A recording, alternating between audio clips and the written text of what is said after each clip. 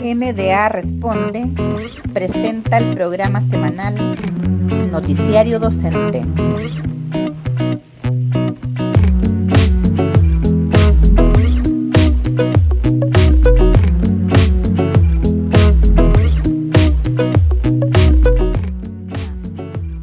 Buenas tardes, Ligia, buenas tardes, Carlos. Nos encontramos en nuestro programa número 9 y esta tarde tendremos a un invitado bastante especial. Hoy día tenemos de invitado al escritor Jorge Baradit, quien hace bastante interesante la historia, que sea atractiva para aquellos a los cuales no les gusta cuando están en enseñanza media, especialmente las clases de historia, de la forma en que él la narra, es mucho más entretenido y más accesible. Yo personalmente creo que es bastante pedagógica cómo cuenta él la historia, así que nuestro invitado de hoy es Jorge Baradit. Bien, pues vamos entonces a esta nueva entrevista en nuestro nuevo episodio de Noticiario Docente, capítulo 9. Ya vamos a estar de aniversario ya porque vamos para los 3 meses de emisión continua. Vamos entonces con Jorge Baradit. Nuestra invitación para conversar un poco sobre lo que estamos viviendo ahora, esta pandemia, el estallido social, y considerando que tú eres un escritor que ha puesto temas históricos en la palestra, y te hablo como profesora de aula, ha servido para acercar mucho a los jóvenes y a los chiquillos a lo que es nuestra historia. Una historia novelada, entretenida, por cierto, en un lenguaje bastante ameno y digerible para ellos. Eso quería decirte. Muchas gracias.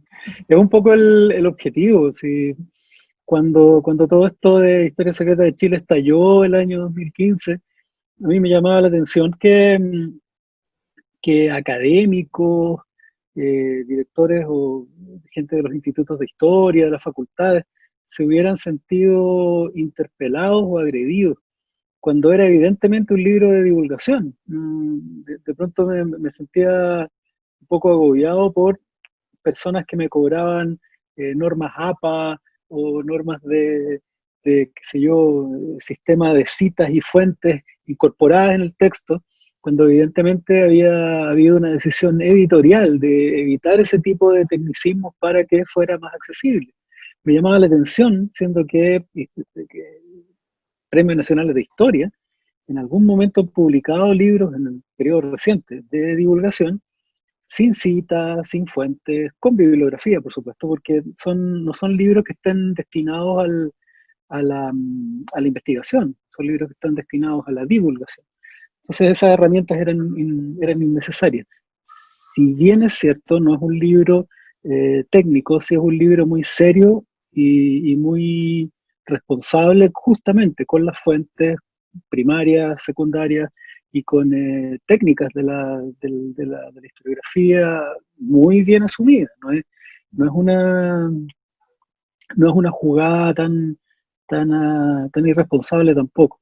Pero yo creo que con el tiempo se han ido dando cuenta que justamente lo que tú dices, que esto busca ser un puente, busca ser una cabeza de playa para que personas comunes y corrientes se interesen en la historia y después entren a ella, y ahí hagan la búsqueda de libros o de documentos más complejos o más amplios, ¿no? Entonces yo creo que a esta altura ya la cuestión está más definida por la beligerancia con esta aventura, está más definida por cuestiones de orden ideológico, político, que por cuestiones de orden historiográfico. Ya se trata más bien del maldito zurdo que busca tergiversar nuestra historia que de otra cosa. Y yo ayer reflexionaba al respecto, ¿eh? Y ¿por qué tanto odio? ¿Por qué tanto esfuerzo en demoler el proyecto y demolerme a mí también como persona? O sea, hay gente que está dispuesta a hacerme daño más allá del daño de imagen, ¿no? Yo tengo amenazas de muerte, tengo amenazas de un montón de cosas. Y estaba pensando en por qué tanto, ¿no? Y claro, estamos jugando el significado de Chile, estamos jugando nos estamos jugando y estamos peleando por el significado de Chile, por resignificar el relato nacional, ¿no? ¿Quiénes son los chilenos? ¿De dónde venimos los chilenos? Los chilenos somos esos 10 presidentes, 10 generales con charretera, que tienen una historia que pasa por arribita, ¿no? Por la espumita de la élite, o somos este 85% que tuvo aventuras en el desierto, en los bosques, en construcción de identidad, construcción de clase. ¿Quiénes somos los chilenos? O en una tercera idea, a lo mejor todos esos somos chilenos, ¿no? Y a nosotros ese 85% no se nos ha permitido tener un relato propio. Y cada vez que lo hemos intentado levantar, ha sido acusado de doctrinario, ideológico, ¿no? Porque está asociado a una clase muy, muy definida, la clase de los trabajadores. Entonces yo creo que en parte surge de un temor bien esencial de los chilenos, que es el temor a la inestabilidad, es el temor a la disgregación. Somos un país tan amplio, tan grande y con tantos terremotos, que a mí me da la impresión que hay un temor grande a la pérdida de lo unitario, ¿no?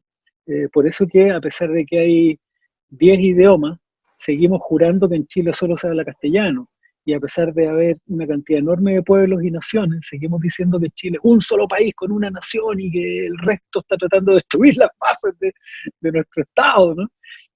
Hay un temor por la pérdida de lo unitario. Y claro, cuando aparecen relatos distintos de lo que fue nuestra historia, les baja el pánico, ¿no? Y sobre todo si ese relato cuestiona el propio. Y les dice, oye, tu personaje fundacional es un dictador de porquería, que en realidad se asoció con los extranjeros para ocupar Chile y no para liberarlo, que a la escoba, ¿no? Entonces tengo la impresión que además les toco los mitos, ¿no? Que ya es otra cosa. Y mito no en el sentido vulgar, no de mentira, sino el mito como esa idea esencial de un pueblo, esa idea que lo funda. Cuando uno cuestiona el mito de la independencia, el mito de la Guerra del Pacífico, como mitos, no como mentira, como un gran mito, creador de identidad. Cuando es cuestionado y cuando es replanteado y resignificado, les baja el pánico y de inmediato florece esa idea tan ¿cómo llamarla? No sé, esa idea de la destrucción del país. Para ellos es tremendo eso, está muy metido adentro, eso de que hay gente tratando de destruir el país, de desintegrarlo. Y yo creo que ese es su pánico, ¿no? La desintegración, cuando en realidad no se trata de desintegración, sino del reconocimiento de la diversidad. No es que estemos buscando desintegrar el país, sino que se reconozca que está hecho de partes, ¿no? No lo buscamos fragmentar, ya está fragmentado y queremos reconocerlo, pero ellos no quieren y se tapan, no, mentira. Jorge, sí. No, más bien, mira, lo que tú estás hablando me hace recordar una de las definiciones de la historia que a mí me gustó mucho cuando estudié historia de Johann Huizinga. La historia es la forma espiritual en que cada pueblo rinde cuentas de su pasado. Y cuando se habla de cada pueblo, vamos a lo que tú has planteado. No es la historia oficial de esa élite que quiere tener engañado al resto con algo y es además la historia usada como una forma de mantenerlos sometidos, sumisos a algo, creyendo algo, lo mismo que ha pasado con la religión a través de los siglos. Ahí hay un alcance en ese sentido, ¿no? Cuando nosotros vemos que el que hace la intermediación, la mediación de la historia es el Estado, uno dice, ya, a ver, ¿qué es lo que pretende el Estado? Y el Estado ha utilizado, fíjate tú, la historia como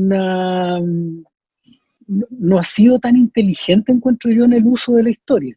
Prácticamente el uso que le ha dado, sobre todo en las etapas primarias, escolares, es el similar al de un curso de inducción en una empresa. Es decir, es como curso de inducción a ser chileno.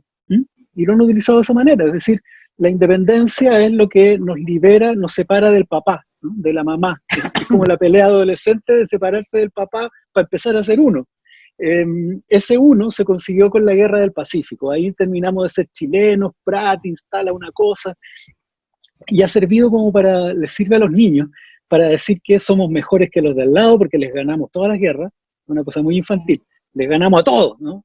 que dicho de manera pomposa es vencedores y jamás vencidos. Pero es básicamente eso, la cosa infantil de decir yo les pego a todos. Y de sentir orgullo. Claro, y son el orgullo de ser chileno. Así ha sido utilizada la historia, una especie de curso de inducción, de introducción al orgullo de pertenecer a este país, que no es raro. Todas las empresas, si pensamos en Chile, como les gusta mucho, ¿no? Pensarlo como una empresa, las empresas hacen cursos de inducción. Y cuando tú entras mirando con cara de pollo a una empresa, una gran transnacional eléctrica, por ejemplo, los tipos lo primero que hacen es sentarte y decirte: nuestra empresa ha sido grande en esto, nuestra empresa colabora con el medio ambiente, nuestra empresa tiene RSE maravillosa, ¿no? De responsabilidad social empresarial, y te hacen un curso de inducción donde tú empiezas a decir: y te pones la camiseta y te sientes orgulloso de pertenecer a esa empresa. Eso es lo que hace la historia. Y también, a la misma manera de la iglesia, utiliza a nuestros próceres como santitos, ¿no? Es un panteón de santos, así como en la iglesia está ese que está ahí que representa la caridad, ese representa el martirio, ese de allá representa la imitación de Cristo, cosas que los curitas quieren que tú hagas. En la iglesia, de la sala de clases pasa más o menos lo mismo. En la iglesia de estos santos que son nuestros héroes, pasa más o menos lo mismo, y se utilizan para introducir valores que el Estado considera que es necesario que el ciudadano tenga. Por ejemplo, creo que el más dramático de todo es cuando a un niño de 10 años se le enseña que es bueno matarse por la patria, ¿no? Como lo hizo Prat, porque Prat está reducido a eso, un gallo que saltó y se mató por la patria. Y lo peor de todo es que lo enseñan como un tipo estúpido, ¿no? Porque en realidad no había ninguna razón, la contienda era desigual, no tenía cómo ganar, y te lo dicen orgullosos, ¿no? Oye, si esta cuestión no tuvo ningún sentido, y aún así lo hizo. Los triunfos morales. Es que te están enseñando, fíjate tú, lo perverso de esto, es que te están enseñando a que, aunque no tenga ningún sentido, tienes que obedecer la orden de matarte. Y a un niño de 10 años.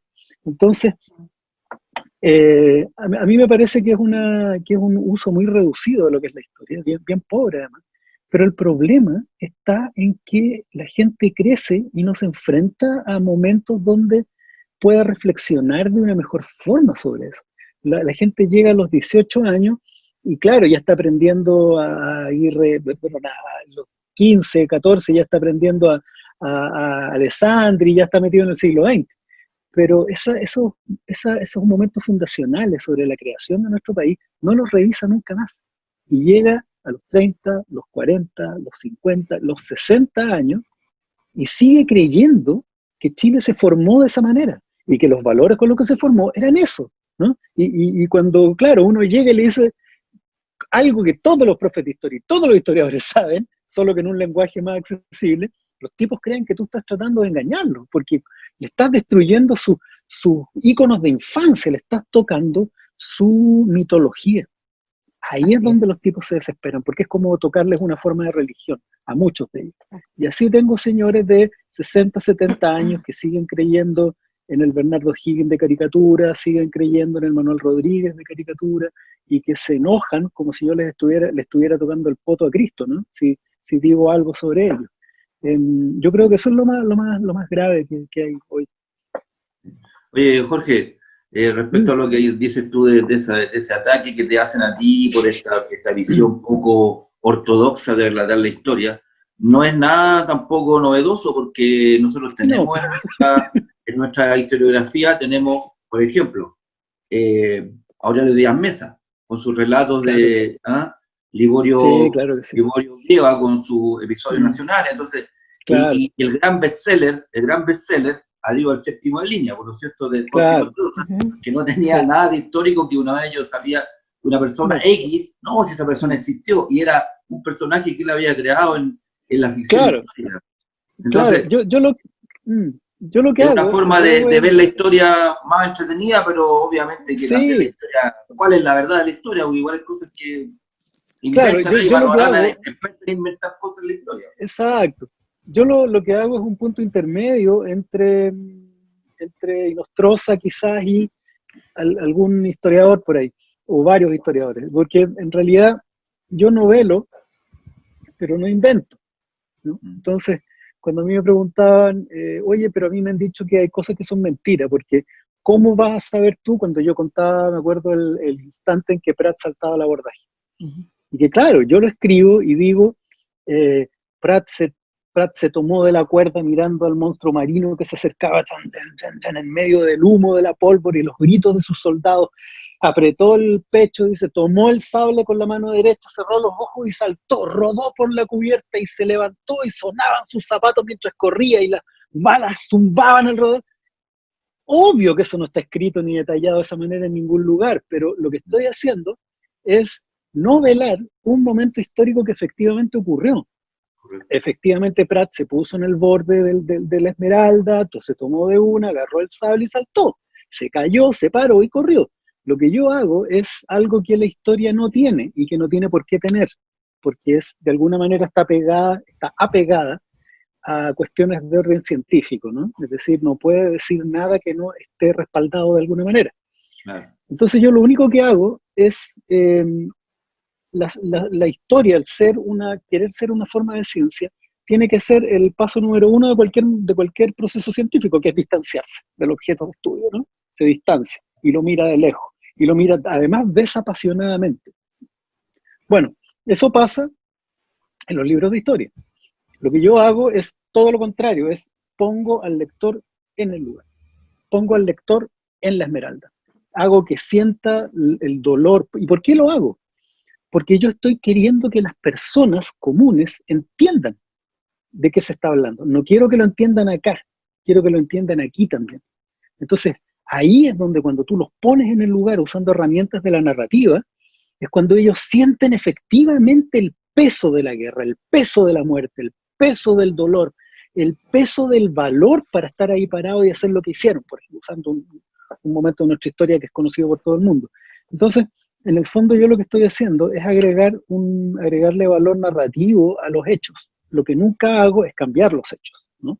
Y sí de pronto relleno algunos intersticios, pero jamás yendo en contra del espíritu del hecho o del hecho mismo. O sea, en el fondo nunca voy a decir que la Esmeralda no se hundió, ¿no? O sea, nunca. Entonces cuando a mí me preguntan, claro, cuando a mí me preguntan si es cierto lo que yo digo, la discusión sobre qué significa que algo sea cierto es gigantesca.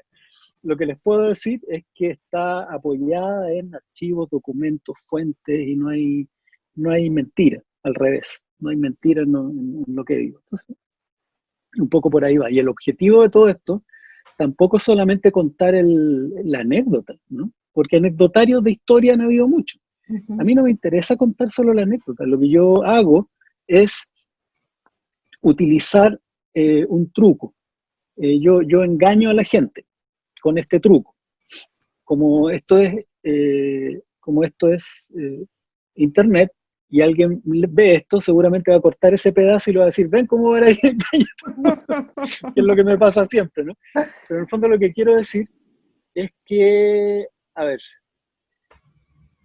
a nadie le interesaría leer, a nadie en general estoy diciendo, ¿no? A menos que alguien esté interesado de siempre por la historia, a nadie, por ejemplo, le gustaría leer sobre el proceso dictatorial en torno a la Constitución de 1930, ¿no? Yo creo que si yo un día escribo algo gratis, lo pongo en internet y lo llamo así, y digo, ve el proceso constitucional en torno a los gobiernos autoritarios de José Joaquín Prieto y la hegemonía sobre el Estado de Diego Portales, no importa un carajo a nadie. Pero, si yo pongo Diego Portales tenía una niña, la Constanza Nordenfield, que la utilizaba prácticamente a ella, ¿no? Como mujer, y entro por ahí, la niña de Portal y todo este cagüín histórico, la gente por supuesto que va a enganchar mucho más. Y cuando alguien me dice, ¡ay, qué cochino, qué sucio, qué farandulero! Yo le digo, mira, una vez yo a unos estudiantes, yo fui profe en la Diego Portales, y les explicaba esto, les decía de qué manera pueden hacer interesante por qué era peligroso, y les dije así, y uno cachó, por eso que me gusta contar. ¿Por qué es precaria la conexión aérea entre el Chile insular y el Chile continental? La aviación, ¿no? La aviación. ¿Cómo hacen eso interesante? Y un cabro, pero así, genial y brillante, cachó lo que yo quería decir y dijo, ¿por qué murió Felipe Camiroaga? Y fue como, eso es. ¿Por qué murió Felipe Camiroaga? La precariedad en los vuelos entre Chile continental y Chile insular. Y ahí la cosa se convierte en otra cosa. Entonces, yo lo confieso, yo uso un truco, paso cultura por contrabando, utilizando cosas como fue Prat espiritista, la niña de Portales, los corazones humanos. Los chismes históricos. Claro, esos detallitos, Claro. esos detallitos para hablar de grandes temas. Yo cuando hablo de si el cadáver de Manuel Rodríguez está perdido o no, en realidad lo que hablo en ese capítulo es del proceso de la reconquista. Cuando hablo de Diego Portales y la niña Nordenflit, lo que estoy hablando es de la década del 30, de la batalla del Ircay, de la Constitución del 33, José Joaquín Prieto y todo eso, hasta la guerra contra la Confederación. Ese es un poco el truco, ¿no? Por eso que hay gente que dice Baradit farandulero. Yo le digo, sí, dale, todo lo que tú quieras. Pero finalmente estás llegando, disculpa, pero finalmente estás llegando a un segmento de gente que utilizando este truco de otra forma no lo habría hecho. Ahora también está en la gente seguir investigando. O sea, tú ya metiste el bichito, lo metiste. Entonces de ahí ya empieza uno a buscar, a indagar, a analizar y a decir por último, no me parece lo que... Pero gracias a él lo busqué. Exacto. O sea, exacto. Sí, yo creo que hay que verlo por ahí. Incluso yo tengo algunos historiadores que me lo dicen. Oye, tú publicaste sobre esto y mis libros se vendieron más. Así como que los libros, había uno que era especialista en la Guerra del Pacífico. Y después de publicarlo de Prat espiritista y sobre la guerra, ¿no? Sobre esa primera etapa de la guerra, que era básicamente marítima, toda la disputa del océano, después me dijo, oye, mis libros se vendieron más, ¿no? O la gente de Memoria Chilena, del sitio memoriachilena.cl, sí, bueno, que también me decían que después de los programas de la tele, después del capítulo de Chile Secreto, las búsquedas y los ingresos se disparaban, ¿no? En ese tema que yo había tratado ese fin de semana. Entonces, a mí me tiene muy, muy feliz el haber podido aportar, ¿no? al conocimiento de tu propio país, porque en el fondo, cuando tú sabes quién eres, bueno, esto creo yo es porque me consideran un poquitito peligroso también. Cuando uno conoce y sabe quién es, eso genera identidad, ¿no? ¿Quién soy yo? Y cuando uno tiene identidad, también se le produce posición política, ¿no? Esa línea, ¿no?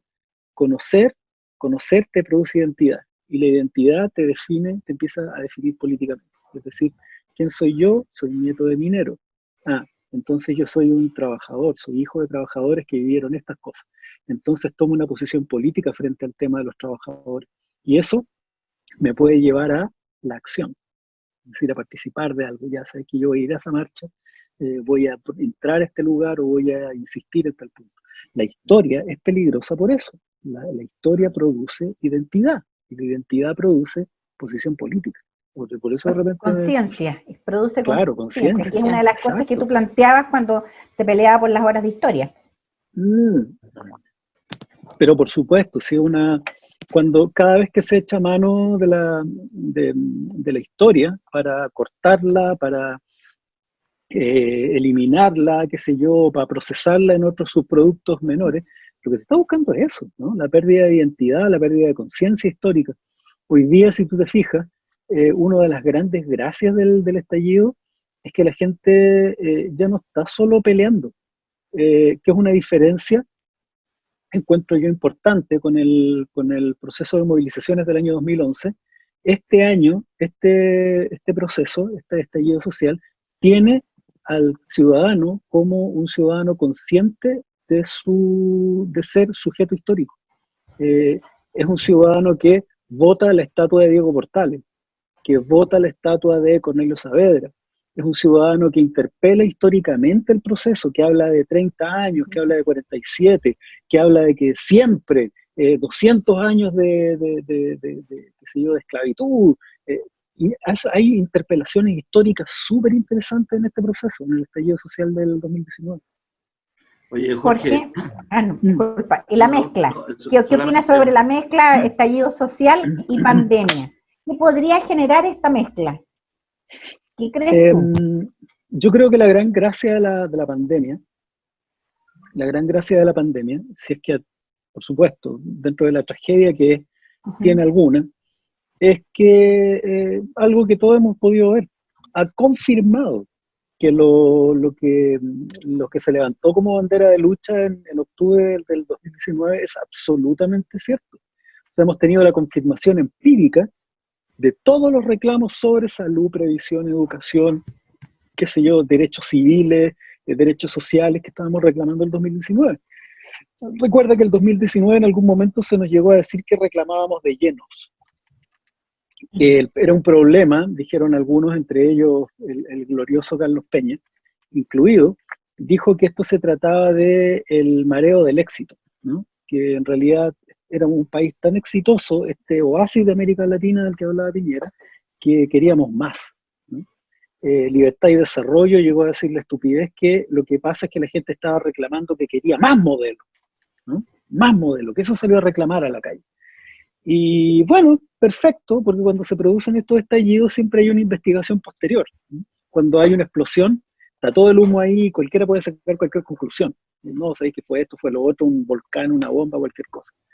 Pero la pandemia nos ha confirmado que Chile no está alegando de lleno, que Chile efectivamente tenía un problema grave con su modelo de desarrollo, que Chile tenía problemas graves con la distribución del ingreso, con los derechos civiles, con los derechos sociales, y ha desnudado en realidad alrededor del mundo este problema.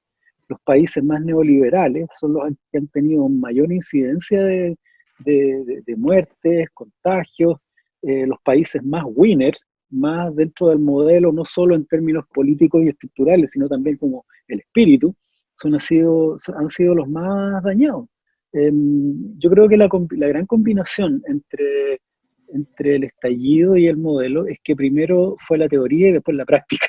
Entonces, mucha más gente ha quedado convencida, creo yo, que efectivamente estamos viviendo en un modelo que es incapaz de entregarle a la gente lo que el Estado o lo que el contrato social debería.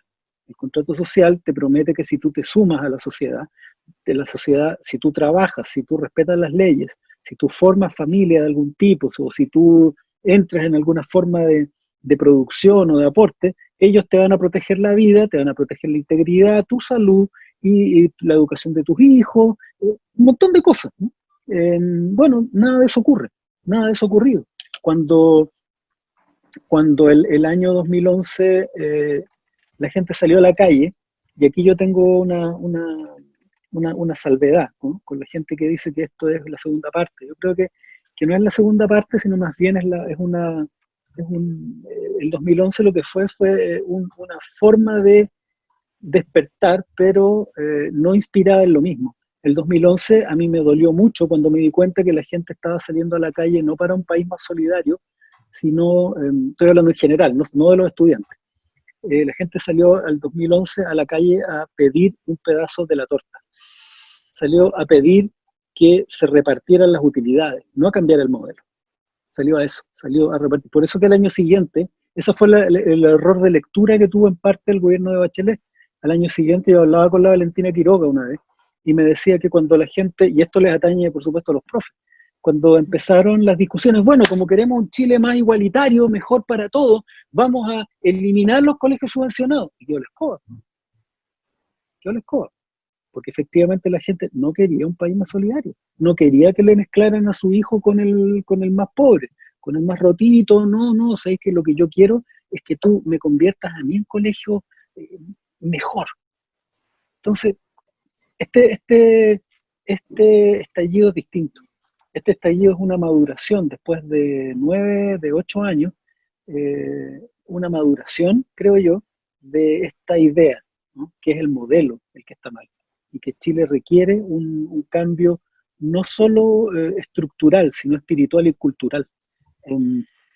Chile quiere un país más solidario, más comunidad, y lo que ha ocurrido después, durante el estallido, es la confirmación. Por eso que tú ves que por todos lados hay ollas comunes, por todos lados hay acopio de alimentos, por todos la cantidad de actividad solidaria y comunitaria, yo no la había visto nunca en las catástrofes previas, porque eran todas, si te fijas, todas las actividades eran encabezadas por autoridades o por programas de televisión, o se hacía un Chile ayuda a Chile, salvo en el periodo de principios de los 80, durante la dictadura de Pinochet, nunca había visto tanta acción autogestionada, voluntaria y espontánea de las personas para ayudar a sus compañeros, hermanos y compatriotas, ¿no? Yo creo que esa es la diferencia. Ya, bueno, te estábamos consultando el tema del estallido social, porque Sí. En el punto de vista histórico, yo tengo una teoría. Para mí no es que la historia se repita, lo que pasa es que hay plantillas en la historia que se van como dando parecidas, y uno lo ve a través de toda la historia universal, de que pasó esto, que la tradición, que siempre es como va calzando. Ahora, Sí. ahora tenemos el estallido en Estados Unidos. O sea, Claro. ¿sí? ¿Qué visión tienes tú de la plantilla que tú ves lo que pueda pasar? Bueno, yo creo que hay, históricamente en Chile, la dinámica es, o más bien, la constante histórica es una idea bien terrible, que yo la he puesto en un par de libros por ahí. La constante histórica de nuestro país es que en Chile el modelo que funciona, para la élite por supuesto, es la estabilidad para la producción, y que esta estabilidad para la producción pasa por el uso de la represión y las armas. Cuando se dice que Chile es un país estable, y se celebra que Chile es un país estable en la región, que era lo que antes del 18 de octubre, ¿no? Dentro de la región lo que se está celebrando es una historia de Chile donde el país se ha mantenido estable a través del uso de la fuerza, es decir, un país que entiende los estallidos sociales o la efervescencia social como un problema, ¿sí? No como un síntoma de algo que tienen que atender. Entonces, cuando hay un problema en Quintero, en Puchuncaví, Ventana, no mandan a una comisión de ministros, se manda a las fuerzas especiales, porque hay una efervescencia que hay que aplastar, ¿no? Porque lo que importa en nuestro país es mantener la estabilidad social para la producción, para mantener la producción. Por eso que Chile, el modelo chileno, no es solamente el modelo neoliberal, esa es la última encarnación de un modelo cultural que es este, ¿no? El modelo es que hay que mantener la productividad, y aunque ello cueste vidas humanas, ¿sí? Esa es la idea que la oligarquía de este país tiene en la cabeza. Por eso que lo primero que hizo Piñera fue intentar defender la economía, no las personas. Dicho esto, la diferencia que veo yo ahora es que este movimiento, hay un factor que es más allá, de lo social, de lo económico o de lo político, es tecnológico. Hoy día la gran diferencia es que hay redes sociales. Entonces este estallido social convocó rápidamente a todo el país, a diferencia de un estallido en los años 30, en los años 20, donde ocurría en Tocopilla, duraba 2 días y la noticia llegaba 5 días después y llegaba 10 días después a Punta Arenas, y no había posibilidad de vincular estos movimientos, entonces siempre eran locales. Hoy día lo que hay es un movimiento a nivel nacional potenciado por la tecnología, las personas se ponen de acuerdo rápidamente, también la tecnología hace imposible la colusión o los cercos periodísticos, de inmediato son saltados estos cercos periodísticos, y este movimiento tiene a su disposición todos los técnicos disponibles del país también. ¿En qué sentido? Si salía Piñera diciendo que las personas habían provocado el incendio de tal lugar, de inmediato salían técnicos o un ayudante de bombero o alguien a decir, no, porque pasó esto y esto y esto otro, y el otro decía, no, y era rápidamente desactivado cualquier intento. Las redes sociales han permitido achicar el país. Lo achicaron, lo concentraron y conectaron a la disidencia, cuestión que siempre ha sido muy difícil, ¿no? Toda la disidencia está con un sistema de telecomunicaciones satelitales. O sea, esa es la herramienta que tiene la disidencia en Chile, ¿no? Una red de comunicaciones satelitales con un computador cada uno en la mano. Entonces es muy distinto a lo que está pasando hoy. Eso hace que las decisiones sean rápidas, las estrategias cambian rápidamente, el gobierno se ve muy acorralado por todo esto y toma la decisión que toma siempre en la oligarquía chilena, que es patear el tablero, ¿no? Y entonces saco los milicos, saco los pacos, pero tampoco ha sido tan fácil, porque ahora hay cámaras que te dicen, oye, ¿viste? Mira lo que hiciste aquí, lo que hiciste allá, ya no te pueden mentir. Entonces también se vieron acorralados. ¿Y cuál es la decisión que tomaron? La arrogancia de la oligarquía chilena. Me importa una raja, mantengo a Rosa, mantengo a los pacos, no doy debajo ni uno, sigo. ¿Eso genera qué? Presión internacional. Cuatro organismos internacionales le dicen que está dejando la escoba. Entonces, ¿qué tiene que hacer la oligarquía? Aumentar la apuesta nuevamente y decir, ya, entonces también me importa una raja todo eso, y ahora ¿sabéis qué? Voy por otras formas de represión, y se está ahogando en su propio pantano. Otra cosa que es distinta es que las Fuerzas Armadas finalmente tengo la impresión que aprendieron. De historia también, ¿no? ¿Y qué dice esta historia? Esta historia dice que todo el mundo recuerda a Silva Renard y hacen, qué sé yo, le hacen anti-homenajes y todo el mundo barre el salón de la historia con Silva Renard, pero nadie toca a Rafael Sotomayor Hijo, el ministro del Interior, que lo mandó, y nadie toca a Pedro Montt, el presidente que mandó a hacer toda esta operación. Entonces yo creo que los milicos entendieron que finalmente, pase lo que pase, en Punta Peuco nunca va a haber un civil, ¿no? Nunca. Y lo único que van a hacer ellos, si se meten a esto, es producir otra generación más en Punta Peuco. Yo hablé con oficiales, ¿no? Entonces lo estoy diciendo como con conocimiento de causa, que ellos no querían verse involucrados en esta cuestión, porque ellos ya tienen un ejército que está muy desprestigiado internacionalmente. O sea, te encargo lo que es todavía que un gallo vaya y diga yo soy del ejército chileno y te miren así como, usted debe, sí. Oye, también desprestigiado, también desprestigiado internamente por la cantidad enorme de desfalcos, robos, ¿te fijas? Entonces lo que menos quería el ejército era estar involucrado en una situación de este tipo. Por eso que el día siguiente Iturriaga dice, yo no estoy en guerra con nadie. Una situación que en cualquier país del mundo habría ocasionado que se hubiera ido para la casa de inmediato, porque eso era desacato contra el mandato del presidente. El presidente había dicho que estábamos en guerra, y él sale al día siguiente diciendo que no, esa cuestión es insólita. Entonces, fue como un golpe de Estado blanco que le dieron los militares. Claro, después los militares le dijeron, ¿sabéis que yo no quiero salir a la calle? Yo tengo una interpretación distinta. En general la interpretación que se dio fue que los militares querían salir y tener un guante, ¿cómo se dice?, manga ancha para hacer lo que ellos quisieran. Carta blanca. Claro, de que no lo... Exacto, y la verdad es que yo tengo toda la impresión, respaldada también por harta conversación, de que lo que ellos hicieron fue negarse a salir. En el fondo, dar una cantidad de razones, oye, ya, entonces, tú no me vayas a respaldar, entonces no me ¿cómo se llama? No me juzgue a nadie. Tú no me vas, entonces ya, entonces yo no voy a hacer esto, y yo no voy a hacer lo otro, y ¿sabes qué? Yo no sé cómo reducir gente, yo no sé cómo enfrentar a manifestantes, entonces quédate solamente vigilando puntos estratégicos. Ya, entonces yo quiero solo puntos estratégicos, quiero esto, y al final no querían, ¿no? Entonces, ellos no quieren estar metidos en esta cuestión, ¿no? O sea, lo último que quieren es estar en una situación así, porque yo cuando hablé en la Comisión de Defensa, yo les dije a los militares que me están escuchando, lo primero que dijo Chadwick,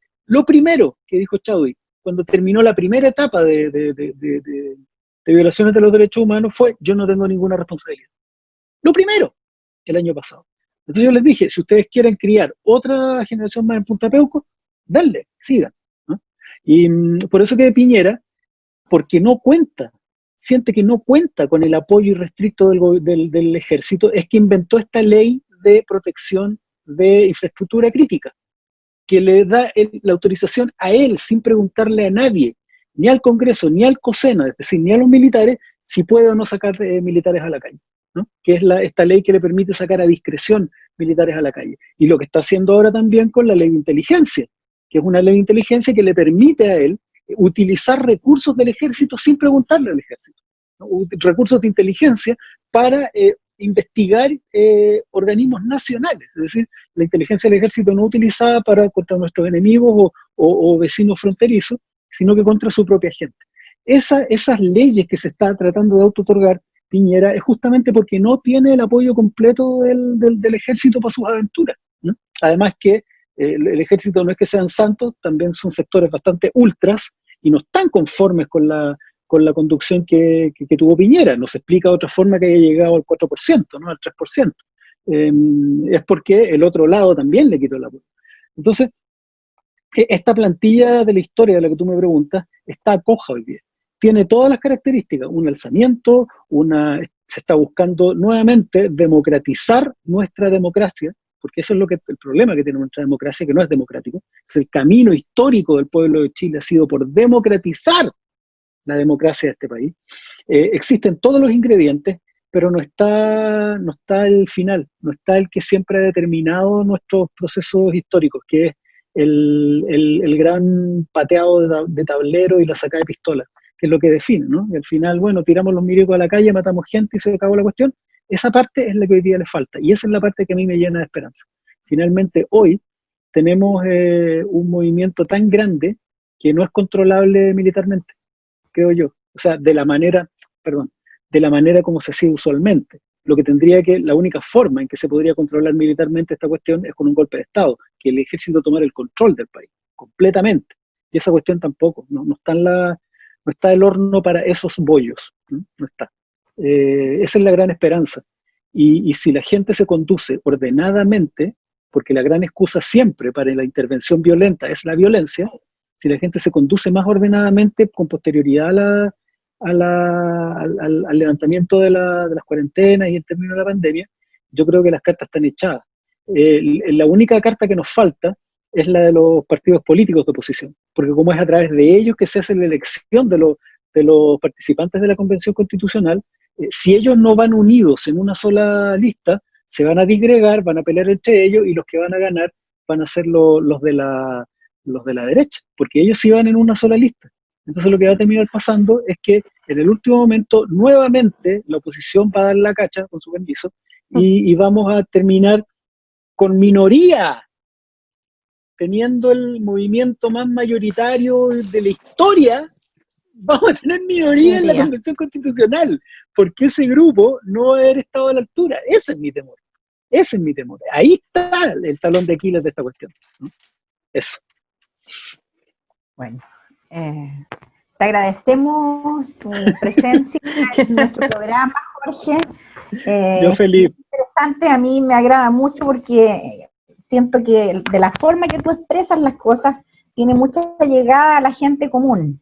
No es como cuando de repente algunos historiadores hablan con palabras tan grandilocuentes que no llegan a la gente. Esta cosa de hacerlas simple, sencilla, en el fondo es pedagogía. Y yo creo que tú la tienes mucho. Entonces, agradezco tu participación en nuestro programa y no sé, ¿qué querrán decir mis colegas también? Bueno, lo mismo, agradecer. Ha sido bastante agradable escucharte. Eso.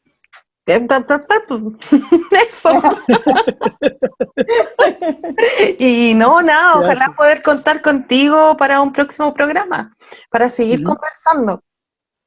Feliz, encantado. Bueno, en lo que mucho, en el origen de la historia era la oralidad, ¿no es cierto? Entonces cuando Heródoto escribía su historia era para hacer un relato. Entonces, ¿qué mejor que un relato, que es lo que ha resultado de esta entrevista que tú nos has brindado, y también de involucrar la historia con lo que está sucediendo, ¿cierto? Con la coyuntura, porque la historia la estamos haciendo permanentemente. Ahora estamos haciendo historia con esta entrevista y quedará para la posteridad. Así que la espiral de la historia. La espiral, porque la historia es una espiral. Exactamente. Así que te agradecemos. Yo le agradezco a ustedes, de verdad, la conversa. De repente me paso de rosca y hablo más de lo que debo, pero muy agradecido por el espacio, muy agradecido a Pamela, a Ligia, también a ti, muchas gracias. Y cuando quieran conversamos. Así que estén muy bien. Maravilloso, Muchas maravilloso. Gracias, Jorge. Un abrazo desde el sur de Chile. Ya, Abrazo pues, desde muy acá, desde el primer puerto de Chile también. bien. Bueno, que estén súper bien. Desde San Bernardo, Sí. una de las primeras ciudades fundadas por chilenos. Bueno, y así nos vamos Chao. despidiendo y nos Sí. vamos a encontrar en un programa el próximo jueves. Un abrazo Así es. cariñoso para todos y nos vemos. Síganos en Facebook. Nuestra Instagram, Twitter y canal YouTube. Exactamente. Y suscríbanse al canal YouTube porque vamos a seguir dando cosas muy interesantes. Por ahí tenemos un nuevo programa que vamos a anunciar próximamente en animación. Nos vemos. Chao. Chao. Aprovecha.